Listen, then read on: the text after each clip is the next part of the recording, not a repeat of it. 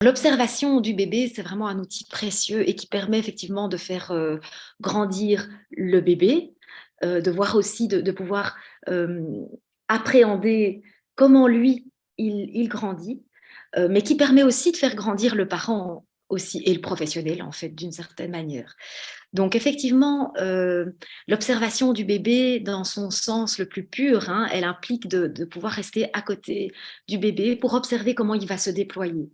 Comment est-ce qu'il va, développer ses propres outils pour appréhender ce qui se passe à l'extérieur de lui, pour appréhender les relations, mais pour appréhender aussi ce qui se passe par rapport à ses propres besoins, par rapport à son monde interne et cetera. Donc, c'est un outil qui est vraiment précieux quand on travaille avec des tout petits.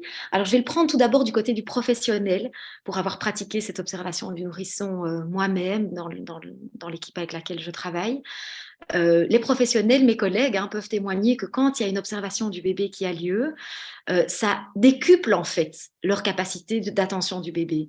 Donc, le professionnel qui interagit avec un petit peut venir témoigner à quel point d'avoir un observateur à côté qui se penche sur le bébé, ça va vraiment intensifier la prise en compte en fait du bébé pour lui-même en tant que petit sujet qui se déploie, qui déploie ses propres stratégies. Donc ça, c'est vraiment un outil précieux puisque ça permet vraiment à donner une place au bébé en tant que sujet.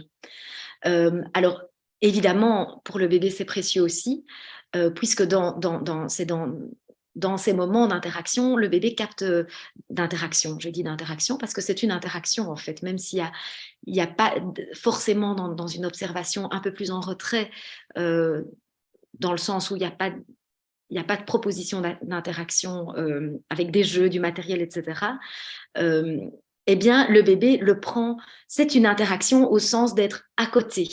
C'est-à-dire que de pouvoir se mettre à côté de l'enfant, de lui signaler, je suis là à côté de toi pour t'observer, pour passer un temps avec toi, pour le bébé, ça a valeur d'interaction et ça a valeur, en fait, pour lui, de se sentir exister dans le regard de l'observateur. Donc, on sent très vite quand on fait des observations régulières dans ce format-là, à quel point le bébé va pouvoir vraiment prendre appui sur l'observation pour, pour se déployer. Alors ça, c'est vraiment l'observation dans son sens le plus pur, c'est l'observation selon Esther Bick, hein, qui nous a euh, donné les clés pour observer le bébé de manière la plus pure, entre guillemets, possible. Je mets des guillemets à pure, évidemment. Et puis, il y a d'autres types d'observations qui peuvent être plus actives auprès du bébé, avec, voilà, qui vont être... On peut observer un bébé en proposant, par exemple, un test de développement. Je pense que c'est intéressant. Moi, je fais toujours les tests de développement en présence des parents. Et ça aiguise aussi l'observation du bébé. Tout à coup, ça permet de voir, quand on est parent, euh, tout ce que le bébé est capable de faire.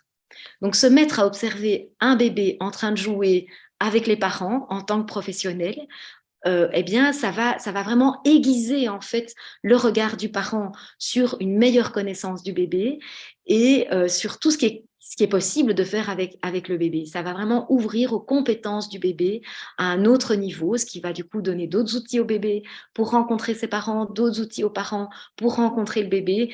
Et on est parti aussi là dans une spirale plutôt positive qui permet vraiment que l'interaction se noue dans le plaisir, parce que ça, c'est quand même une donnée importante dans les interactions pour le bébé, c'est qu'il y ait du plaisir dans les échanges.